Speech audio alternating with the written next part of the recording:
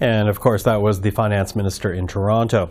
Now, as I said, there are concerns about the latest federal budget. Chief among those concerns, the decision to increase the capital gains inclusion rate. And for more on this, we're now joined by former Finance Minister John Manley, former Finance Minister in the Chrétien government, these days Chair of Jefferies Securities and a Senior Advisor at Bennett Jones. Mr. Manley, good to see you. Thank you. Good to see you, Michael. Listen, the government, in expanding the inclusion rate for capital gains, they say it's being done essentially to be more fair, in particular older, wealthier Canadians being asked to pay more so that younger Canadians can get things like housing or a chance to save for a down payment for a house, and not to mention other programs. What's wrong with that type of reasoning? Well, of course, fairness is always in the eye of the beholder, and you're never going to get everyone to agree on what's truly fair. But I guess the way I approach some of these things, Michael, is to ask what problem we're trying to solve for.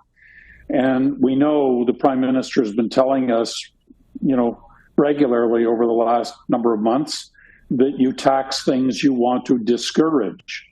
That's the justification for the carbon tax. We put a tax on it to reduce carbon emissions. That's reasonable. I get that. So what are we taxing here? We're taxing investment. We're discouraging investment. We're discouraging entrepreneurialism. And yes, some of the people that have that tax advantage are going to be older. No shame in that, I might say. And they might even be wealthier, but some will not be. But what we're telling that whole community of potentially young entrepreneurs that want to create the next big thing is we're going to take more of that money away from you than we're currently doing. And by the way, we're very close here to the United States, and you might find those tax rates much to your benefit if you start your new enterprise there. I just think that doesn't sound like the right problem to solve. But if the rich don't pay more, doesn't that just increase income inequality? And at the end of the day, there are, as the government puts it, Canadians who are asking for these social programs. Well, first of all, let's remember the rich do pay more. And the minister's justification for this was slightly, I'd say, misleading, because the rate of tax on capital gains is lower than the rate on ordinary income. But of course, all of the rates are progressive. And once you get to, ordinary income of roughly $200,000 per year, you're paying a lot more. In the province of Ontario, you're paying almost 54% of your incremental income in tax. And if you look at the analysis of who's paying the tax, the more people that are earning more are paying a lot more. They're paying a lot higher rates, and they're paying a lot more money. So that's why it's very hard to go down this road of saying, well, what's fair and what's the right amount? The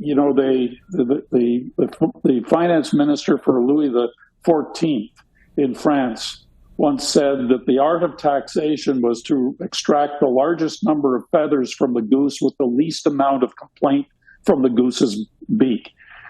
And there's a point at which, when the government becomes the senior partner in an individual's economic relationship, then you discourage them from working. You may encourage them to move elsewhere. They are mobile. And you end up getting less revenue, not more. So my fear in this, you remember, Michael, I was in the Liberal government in the 1990s. We actually brought that inclusion rate back down to 50% from 66 2/3%. The reason was it wasn't raising much money. And I think if you go back to the numbers, you'll see that at 50%, it actually raised more money than it did at 66 2/3%. Why? Because people would just sit on their assets. Why sell it? The government's going to take too much.